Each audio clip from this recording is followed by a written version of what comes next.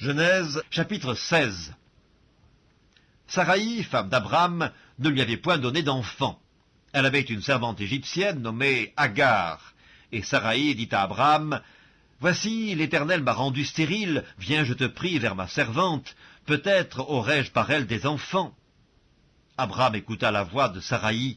Alors Saraï, femme d'Abram, prit Agar, l'Égyptienne, sa servante, et la donna pour femme à Abram, son mari, après qu'Abram eut habité 10 années dans le pays de Canaan.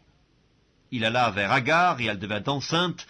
Quand elle se vit enceinte, elle regarda sa maîtresse avec mépris, et Saraï dit à Abram, « L'outrage qui m'est fait retombe sur toi, j'ai mis ma servante dans ton sein, et quand elle a vu qu'elle était enceinte, elle m'a regardé avec mépris, que l'Éternel soit juge entre moi et toi. » Abram répondit à Saraï, « Voici ta servante est en ton pouvoir, agis à son égard comme tu le trouveras bon. » Alors Saraï la maltraita, et Agar s'enfuit loin d'elle.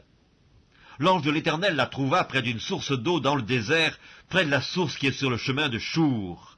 Il dit, « Agar, servante de Saraï, d'où viens-tu et où vas-tu » Elle répondit, « Je fuis loin de Saraï, ma maîtresse. » L'ange de l'Éternel lui dit, « Retourne vers ta maîtresse et humilie-toi sous sa main. » L'ange de l'Éternel lui dit, « Je multiplierai ta postérité, et elle sera si nombreuse qu'on ne pourra la compter. » L'ange de l'Éternel lui dit, « Voici, tu es enceinte, et tu enfanteras un fils à qui tu donneras le nom d'Ismaël, car l'Éternel t'a entendu dans ton affliction.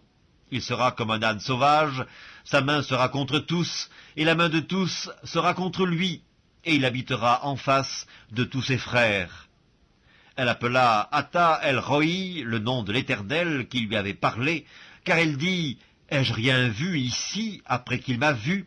C'est pourquoi l'on a appelé ce puits le puits de Lacaï-Roï. Il est entre Kadès et Bared. Agar enfanta un fils à Abram, et Abram donna le nom d'Ismaël au fils qu'Agar lui enfanta. Abram était âgé de 86 ans lorsque Agar enfanta Ismaël à Abram.